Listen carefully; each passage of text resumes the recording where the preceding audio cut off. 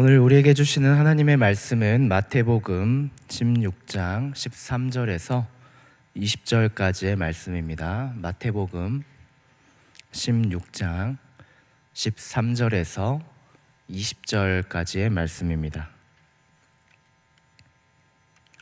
우리 한 절씩 돌아가면서 읽어보도록 하겠습니다.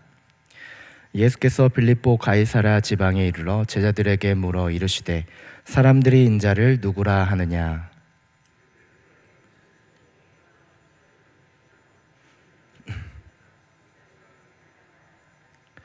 이르시되 너희는 나를 누구라 하느냐?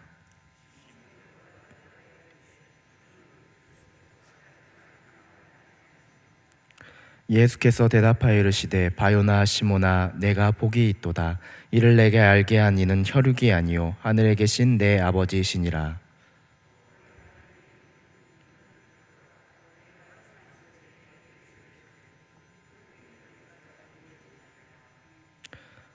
내가 천국 열쇠를 내게 주리니 네가 땅에서 무엇이든지 매면 하늘에서도 매일 것이요 네가 땅에서 무엇이든지 풀면 하늘에서도 풀리리라 하시고 이에 제자들에게 경고하사 자기가 그리스도인 것을 아무에게도 이르지 말라 하시니라. 아멘. 할렐루야. 네, 오늘도 귀한 시간 또 함께 이렇게 예배드리는 여러분들에게 하나님의 사랑과 은혜가 충만하시길 바랍니다. 네, 우리 옆에 사람에게 이렇게 인사하면 좋겠습니다. 사랑합니다. 축복합니다.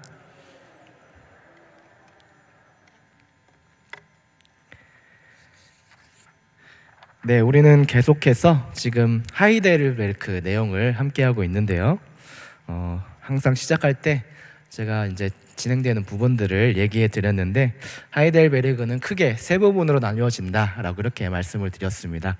그래서 1부에서는 우리의 죄와 비참함에 대해서 우리가 나누고 있었고 또 2부에서는 우리의 구원에 관하여라는 내용들을 우리가 함께 다루었습니다. 그리고 앞으로는 이제 3부에서는 우리의 감사에 대해서 다룰 것인데 오늘은 이제 2부의 거의 마지막 부분인 이제 후반부 부분으로서 신뢰의 수단인 이 설교와 권징에 대해서 우리가 함께 다루어 보도록 하겠습니다. 자, 오늘 교리문답을 보시면은 우리가 다룰 이 83문의 내용은 이제 앞에 82문의 내용과도 연결이 되어지는 그런 내용입니다. 그래서 82문에서는 이제 자신의 고백과 생활에서 이 믿지 않음과 또 경건치 않은 자에게 성찬을 우리가 허용해야 하는가에 대해서 이제 앞에 82문에서 이 문제 제기를 이제 했었습니다. 그래서 82문에서는 이제 그 부분에 대해서 어떻게 해야 된다고 말을 했습니까? 지난주에 얘기했듯이 경건치 못한 자들은 이제 성찬에 참여하면 안 된다라고 이렇게 우리가 교리문답의 82문의 답에서 이야기를 했습니다. 그러면서 82문에서 교회는 천국 열쇠를 사용하여서 그런 자들을 성찬에서 제외시킬 의무가 있습니다 라고 이렇게 명시를 해줬던 것이죠. 자, 그런데 교회에게 주신 이 천국 열쇠는 과연 무엇일까요? 오늘 우리가 다룰 이 83문은 바로 이 천국 열쇠에 대한 이제 세부적인 82문에서 이제 연결되어져서 세부적인 내용들을 이제 우리가 함께 다루려고 하는 것이죠. 천국 열쇠와 관련된 이야기는 우리가 이제 오늘 읽은 본문에서도 우리가 주로 이렇게 마태복음의 내용을 우리가 줄곧 떠올리긴 하는데 마태복음 16장 13절 말씀을 보게 되면 이제 예수님께서 이제 이 빌립보 가이사랴라고 하는 그 지방에 가셨을 때 제자들에게 이제 질문을 하는 그런 내용부터 지금 시작하고 있는 것을 우리가 보게 되는 것이죠. 그래서 13절을 보게 되면 예수님께서 제자들에게 사람들이 인자를 누구라 하느냐라고 이렇게 질문을 하셨다는 것이죠. 이 질문에 16절 말씀에 베드로가 어떻게 대답을 했습니까? 우리 16절 말씀 같이 한번 읽어보도록 할까요? 16절. 자, 시작.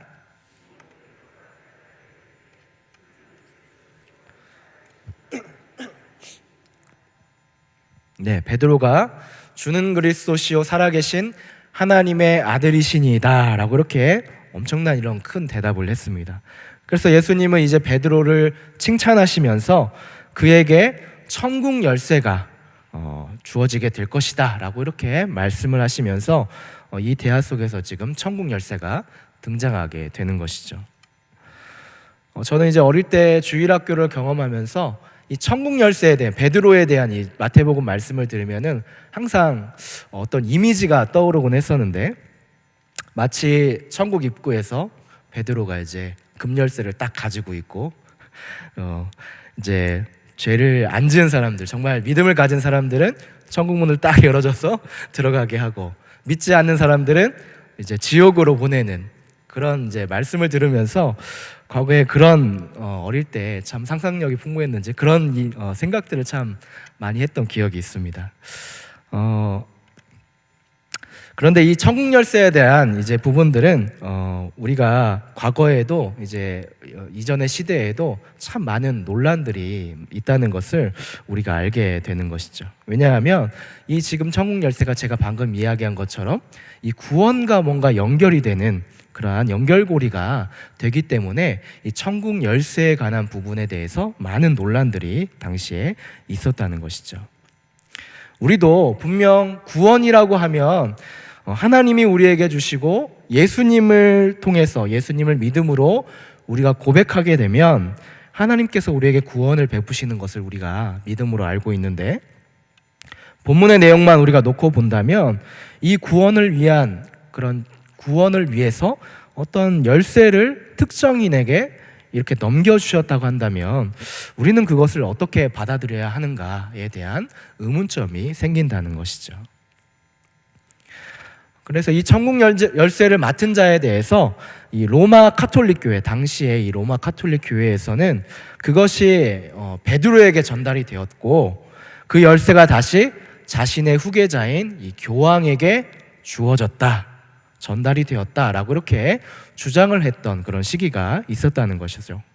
그래서 교황의 권위가 곧 교회의 권위다 라고 이렇게 작용하게 되어서 절대 권력을 그때부터 이 교황이 이제 소유하게 되었던 것이죠. 그런데 이 사람들은 이것을 더 발전시켜서 우리가 알고 계시겠지만 면죄부 혹은 면별부라고 하는 것을 그들이 만들어내기까지 했다는 것을 우리가 알 수가 있습니다. 우리가 성당을 가면 이제 그것을 종종 보게 될 텐데요, 자신의 죄를 신부에게 고백을 하는 그런 장면을 많이 보셨을 것입니다.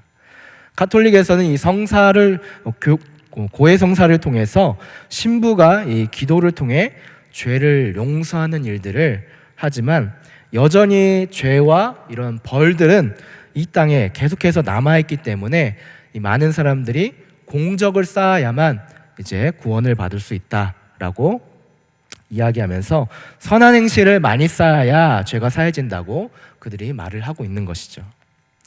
그런데 당시 로마 카톨릭에서는 이 선행과 함께 이 면죄부라는 것을, 아까 얘기했던 면죄부라는 것을 만들어서 이 세상에서 이렇게 선을, 공적인 일들을 많이 쌓은 사람들에게 이 면죄부라는 것을 주어서 증서를 주어서 그들을 구원으로 인도해 주었다는 것이죠.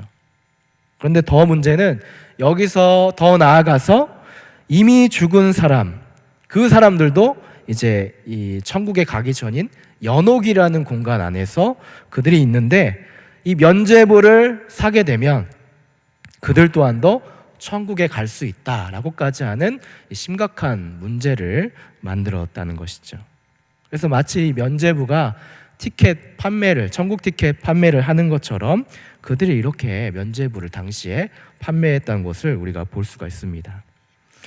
이런 논란 때문에 많이 이제 로마 카톨릭이 부패하게 되었고, 또 이런 반기독교적인, 비신학적인 그들의 교리에 반발하여서 이제 종교 개혁이 이제 일어나게 되었던 것이죠. 루터와 또 칼빈에 의해서 이 종교 개혁이 일어나게 되었습니다. 이런 배경들이 있기 때문에 이 천국 열쇠에 대한 내용들은 우리가 중요하다는 것이죠.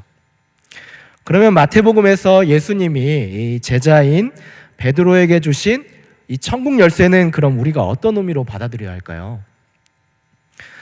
이 천국 열쇠는 우리 기독교에서는 이제 어떤 개인에 의해서 전달되고 또 후계를 통해서 계속 그 건의가 이루어진 것이 아니라는 사실을 꼭 우리가 기억해야 되는 것이죠. 그것이 만약 어떤 한 사람에게 천국 열쇠가 주어지고 또 계속 후계자로 지정이 된다면 어떻게 될까요?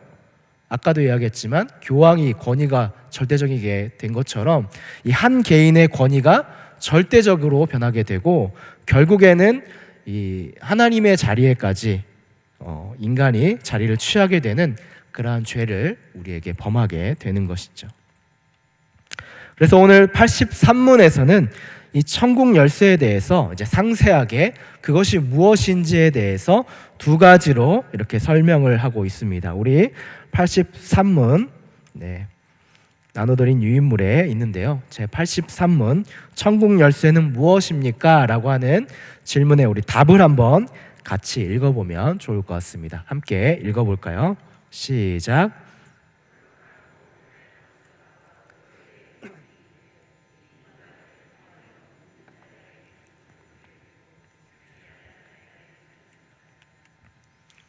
이 천국 열쇠는 어떤 개인에게 부여하신 것이 아니라 교회에게 먼저 주어졌다는 사실을 우리가 먼저 알아야 되고요.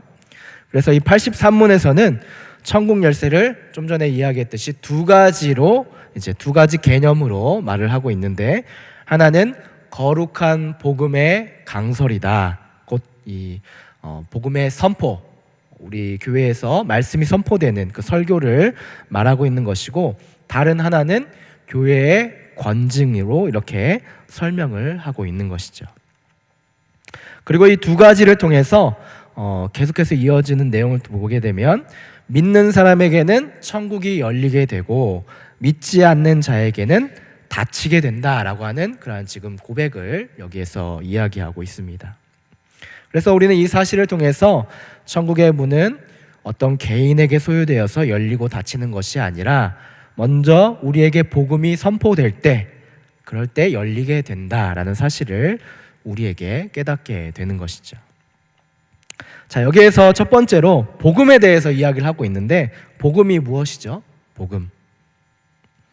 자, 84문을 보게 되면 이제 두 가지 중 첫 번째인 이 거룩한 복음에 대해서, 복음의 강설에 대해서 이야기를 하고 있는데, 이것을 좀 더 상세하게 지금 다루고 있습니다. 우리 84문을 보면 거룩한 복음의 강설을 통하여서 어떻게 천국이 열리고 닫힙니까? 라고 하는 심화적인 내용들이 여기에 기록되어져 있는데, 먼저 그 단문을 좀 길지만 같이 한번 먼저 조금씩 읽어보도록 하겠습니다. 제가 그만할 때까지 같이 한번 읽어보겠습니다. 시작.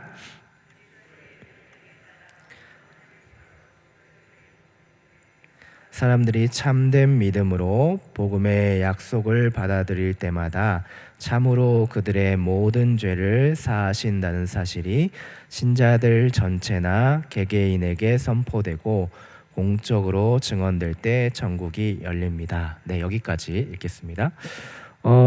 복음이라고 하는 것은 그리스도의 공로 때문에 이 사람들이 참된 이러한 믿음으로 복음의 약속을 받아들이게 될 때, 받아들일 때마다 하나님께서는 참으로 그들의 모든 죄를 사하신다라고 이렇게 우리가 믿는다는 것이죠. 그 복음의 설교가 우리 목회자를 통하여서 공적으로 이 교회라는 곳을 통하여서 선포되어질 때 믿는 자는 이 천국이 열리게 된다라고 하는 말을 여기에서 하고 있는 것이죠.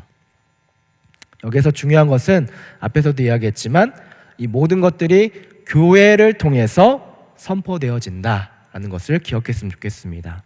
왜냐하면 아까 개인에게 막 이렇게 주어지는 것이 아니라 모든 것은 이 교회에게 하나님이 위임하신 것이기 때문에 이 교회를 통해 선포되어진다는 것이죠.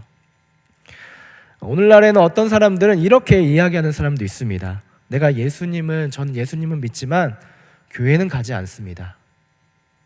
이렇게 말하는 사람들이 있다는 것이죠. 왜 이런 말들을 할까요? 왜냐하면 그들이 보기에는 이제 교회 안에 여러 가지 개개인의 삶을 들여다보니까 참 교회가 정말 너무 때로는 부패한 것 같아 보이기도 하고, 또 성도 개개인의 삶을 들여다보니 교회에 갈 맛이 나지 않는다라고까지 말하는 사람들도 가끔 있다는 것이죠. 그러나 우리는 한 가지 여기에서 간과한 것이 있다는 것이죠. 오늘 84문을 읽었을 때 예수님은 우리가 혼자 성경을 보고 자신이 예수님을 믿는다고 이렇게 고백을 하여도 그것은 개인적인 어떤 신앙생활의 일부일 뿐이지 결코 구원으로 연결이 되는 통로가 아니다는 것을 오늘 우리는 이 교리를 통해서 주의해야 된다는 것이죠. 또 우리는 오늘날 이렇게 개인주의적인 성향이 많이 있기 때문에 이 세상 속에서 믿음의 신자들이 어떻게 구원을 이루어 가야 하는가를 우리가 이 교리를 통해서 우리가 생각을 해 보아야 된다는 것입니다. 우리는 그런 것들을 우리가 간접적으로 좀 경험을 해본 것 같습니다. 왜냐하면 이 코로나라는 상황을 맞이하면서 이 혼란의 상황을 겪으면서 이 예배의 자리가 얼마나 우리에게 소중한 것인지, 말씀을 듣고 그 말씀을 믿음으로 받아들이고 고백을 한다는 것이 얼마나 우리 믿음 생활에 중요한 것인지를 우리가 간접적으로 이 코로나 시대를 통해서 알게 되었다는 것이죠.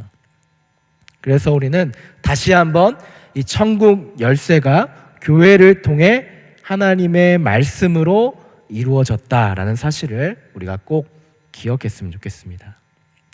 그래서 우리는 이 말씀을 들을 때 그것이 제대로 인식하는 것이 필요합니다. 그런데 또 어떤 사람들은 교회를 이렇게 구원을 인도하는 것은, 움직이는 것은 말씀이 아니라 다른 것들이 우리에게 있어야 된다라고까지 말을 하고 있는 사람들이 있다는 것이죠. 어떤 물질적인 것이나 명예적인 것이나 어떤 선행과 봉사를 통해서 이 모든 것들이 이루어져야 교회가 이루어지고 많은 성도들이 구원으로 인도될 수 있다라고까지 이야기하는 사람들도 있다는 것이죠. 물론 그런 것들이 우리에게 중요하지 않다는 것은 아니지만 그것은 우리 구원의 통로에 있어서 부가적인 것, 2차적인 것임을 우리가 알아야 된다는 것이죠. 그래서 다시 한번 이야기하지만 이 천국의 열쇠를 여는 것, 천국의 구원의 통로를 여는 핵심적인 키워드는 바로 복음의 선포이다 라고 하는 것을 우리가 알았으면 좋겠습니다. 우리가 잘 아는 대로 복음이라고 하는 것은, 말씀이라고 하는 것은 우리를 구원하는 능력이라는 사실을 우리가 알고 있습니다. 로마서 1장 16절 말씀을 같이 한번 읽어볼까요? 로마서 1장 16절 한번 같이 한번 읽어보겠습니다. 시작.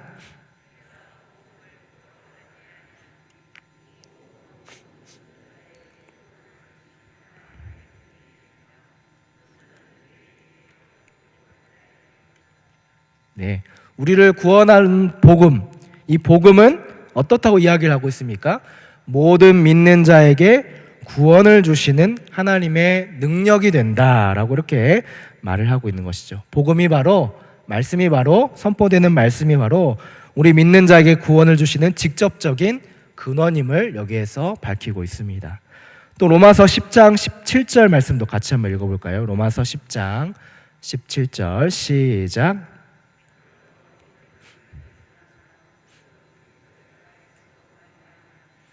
네, 우리가 잘 아는 대로 믿음이라고 하는 것은 들음에서 난다라고 이렇게 여기에서 표현을 하고 있습니다. 하나님의 말씀이 우리를 거듭나게 하고 구원으로 이끄는, 천국문을 여는 통로가 된다는 것을 말을 하고 있는 것이죠. 우리 성도들은 이것을 믿음의 눈으로 바라볼 수 있어야 하는 것입니다. 매주 우리가 드리는 우리 예배, 말씀, 이것이 바로 천국 열쇠로 하늘문을 열고 들어가는 놀라운 일들이라는 사실을 우리가 기억해야 한다는 것이죠. 그런데 교리문답에서는 이런 복음의 놀라운 선포를 듣고도 믿지 않거나 돌이키지 않는 자들이 있다고 여기에서 이야기를 하고 있습니다. 그런 자들에 대해서 어떻게 이야기를 하고 있습니까? 여기에서 계속되는 84문의 내용을 보게 되면 하나님의 진노와 영원한 정죄가 그들에게 머물게 된다는 사실, 그리고 결국 그들에게는 천국의 문이 닫히는 안타까운 일이 일어난다라는 것을 우리가 알게 되는 것이죠. 복음을 받아들이고 말씀에 대해서 깊이 묵상하면서 그것을 믿음으로 고백하게 되면 천국의 열쇠인 하늘의 문이 열리게 되는 놀라운 일이 있게 되는데, 그것을 받아들이지 않는 자들에 대해서는 오히려 그 천국 문이 닫히게 되는 안타까운 일이 일어나게 된다는 말입니다. 이 두 가지 사실은 참으로 간단한 명료하지만 그 결과는 너무나도 상반되는 그러한 결과를 우리에게 보여주고 있는 것이죠. 교회에서 선포되는 말씀을 믿으면 천국이 열리고, 믿지 않으면 닫히게 되는 이 두 가지 사실을 우리가 잘 기억해야 되는 것이죠. 그리고 교리문답에서는 이어서 분명히 하나님께서 이 세상에서와 장차 올 세상에서 심판할 것이다 라고 이렇게 끝맺음에 명시를 하고 있는 것이죠. 그리고 이것이 현실적으로 우리 삶에서 이제 이어지는, 나타나는 것이 바로 천국 열쇠의 두 번째 기능인데, 바로 교회의 권징과 연관이 있다는 것을 알려주고 있습니다. 85문에서는 이 사실에 대해서 좀 더 세부적으로 우리에게 말을 하고 있는데, 교회의 권징을 통하여서 어떻게 천국이 닫히고 열립니까? 라고 이렇게 85문에서 우리에게 질문을 하고 있는 것이죠. 권징이라고 하는 말이 뭘까요? 권징. 권징이라고 하는 말은 여기서 제가 설명을 해놨는데, 선을 권하고 악을 징벌한다 라는 그런 의미를 가지고 있고, 영어로는 disciple이라고 이야기하기도 합니다. 제자도 또는 훈련이라고까지 말하기도 하는데, 우리 믿음의 성도들은 이 말씀을 먼저 듣고 말씀에 대해서 우리가 믿음으로 이렇게 반응을 해야 되는데, 때로는 믿음으로 반응하지 않고 불응하게 될 때, 아까 천국의 문이 닫히게 되는 그러한 안타까운 일들이 생기게 될 때, 교회에서는 이렇게 두 번째 권징을 해야 된다라고 지금 여기에서 말을 하고 있는 것이죠.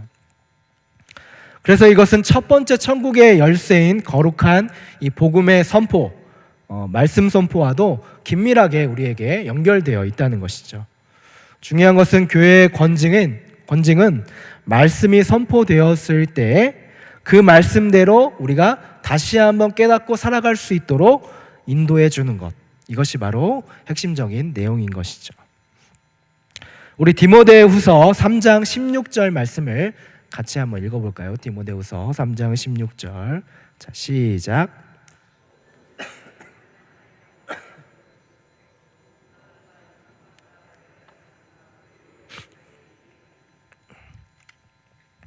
자, 우리가 잘 아는 말씀이죠. 그런데 여기에서 나오는 말 중에 책망이라는 말이 있습니다. 책망. 우리가 말씀을 잘 듣고 그 말씀대로 사는 것이 중요한데, 우리의 존재가 우리가 교리를 배우면서도 알게 되었지만 비참함에 처했던 그런 존재이기 때문에 여전히 우리는 이렇게 죄의 그늘에서 흔들릴 수밖에 없다는 것이죠. 권징이라고 하는 것은 이런 우리의 부족함을 바른 길로 이끌어주는 그러한 역할을 하는 것인데, 중요한 것은 이 권징을 할 때 그냥 하는 것이 아니라 말씀으로 권징을 한다는 것입니다. 무턱대고 사람을 억누르는 것이 아니라 말씀의 권면이 가장 중요한 이 교회의 권징의 핵심이라는 내용인 것이죠. 그런데 오늘날 이제 이 권징이 제대로 시행되기가 참 어렵다는 것을 우리가 깨닫게 됩니다. 특히 오늘날 사람들에게 이 권징이라고 하는 것은 더더욱 어떤 부정적인 느낌, 아니면은 억압이라는 느낌으로 다가오기 때문에 신앙에 대해서 또 어떤 자율의 개인적인 침해로 까지 나아가는, 그렇게 느끼는 사람들도 있다는 것이죠. 그리고 교회에서 이제 권징을 시행하게 되면 어떻게 됩니까? 당장 다음 날에 다른 교회로 그냥 나가면서 저희 교회 안 다닙니다, 그냥 다른 교회 갈게요 라고 이렇게 하는 사람들도 요즘에 많기 때문에 이 권징이라고 하는 게 참 이 교회에서 시행을 하기가 어렵다는 것이죠. 그러나 이러한 가르침은 우리 교리에서도 지금 말을 하고 있듯이 성경적 가르침과는 전혀 그래서 어떤 사람들은 이 권징에 대해서 필요 없다고까지 이야기를 하는 사람들이 있다는 것이죠. 그런데 우리는 성경적 가르침과는 이것이 다르다는 것을 기억해야 된다는 것이죠. 교회는 복음을 가르치고 그 복음에 합당하지 않게 행동을 하게 될 때 이 권징을 반드시 행해야 된다라고 이야기를 하고 있습니다. 그리고 그 권징의 가르침을 받는 사람들은 그것을 잘 마음속에 새기고 다시 회복되어서 믿음의 삶을 살아가는 길로 나아가는 은혜를 입어야 된다는 말을 하고 있는 것이죠. 자, 그렇다면 어떤 사람들에게 이 권징이 필요한지 우리 85문의 답을 같이 한번 읽어보면 좋을 것 같습니다. 85문. 자, 제가 그만할 때까지 먼저 같이 읽어보도록 하겠습니다. 시작.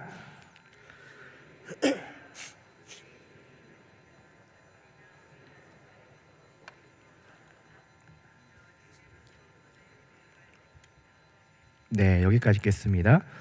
권징이라고 하는 것은 그리스도의 이름을 가진 자가 이제 교리나 생활에서 그리스도인답지 않을 경우에 먼저 어떻게 한다고 이야기를 하고 있습니까?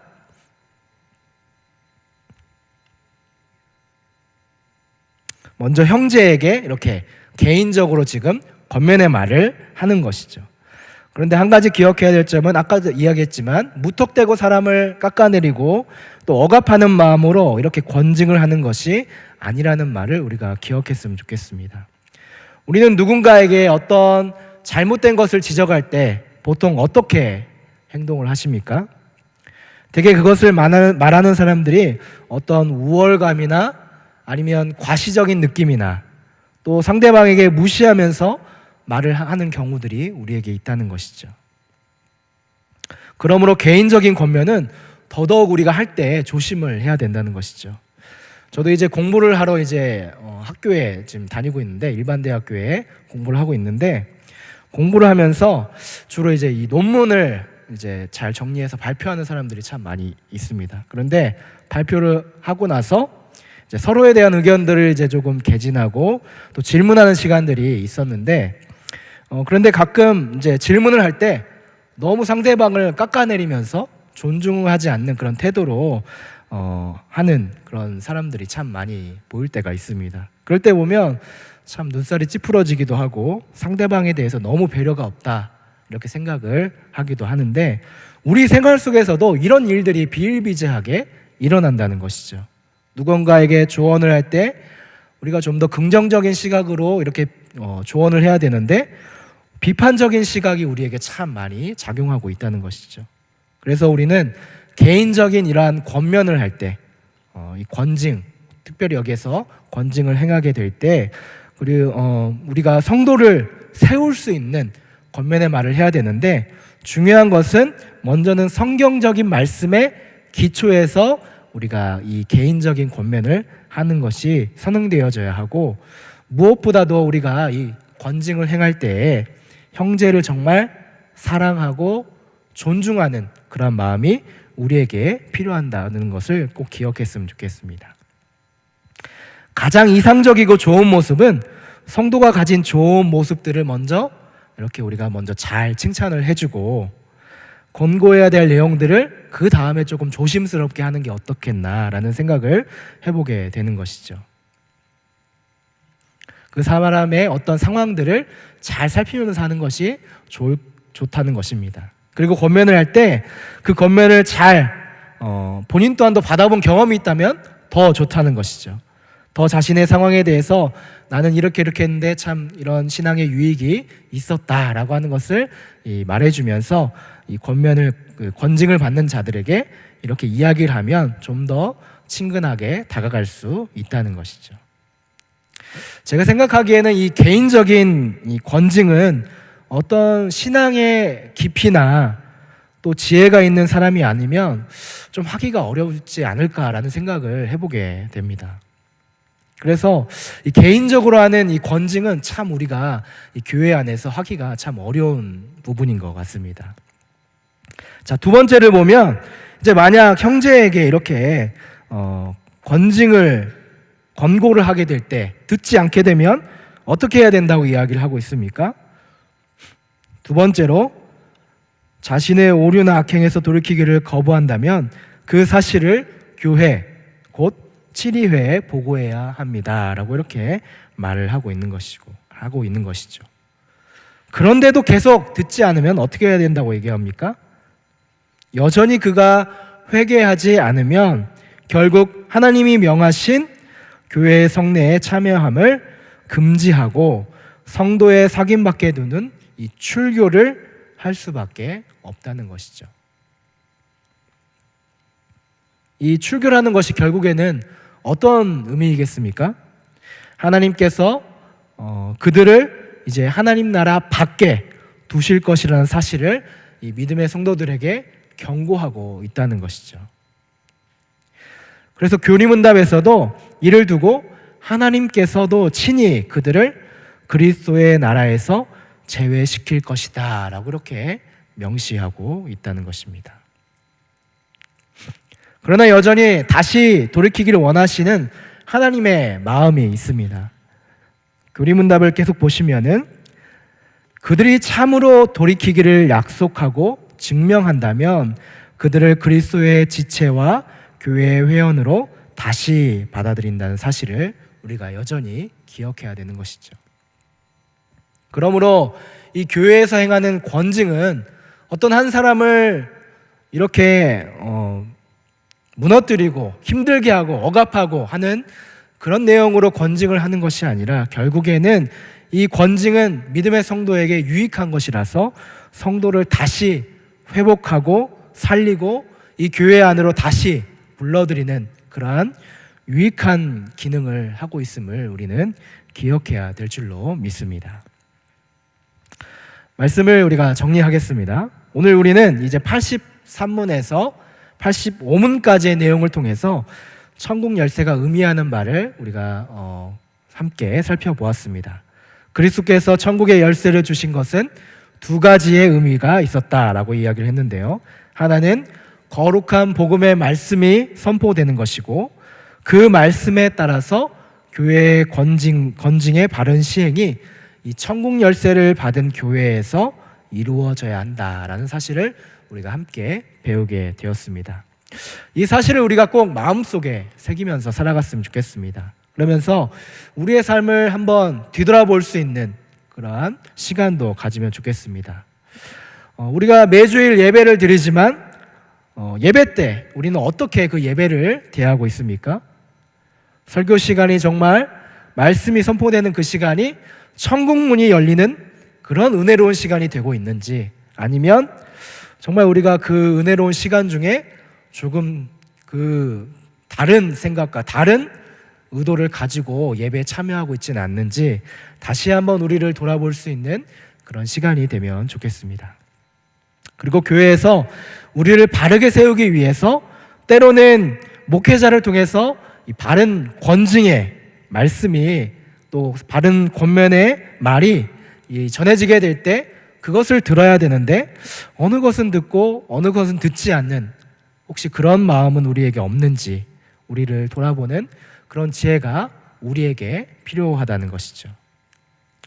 우리 교회는 특별히 말씀의 이러한 바른 훈련 또 말씀의 바른 권징을 하기 위해서 많은 훈련의 과정들이 우리에게 있습니다. 101부터 401에 이르기까지 여러 이러한 신앙의 훈련들을 통해서 말씀의 바른 권면의 말들이 일어나고 있는데 이런 것들을 잘 참여하여서 우리가 온전한 믿음으로 세워질 수 있는 귀한 성도님들이 되셨으면 좋겠습니다.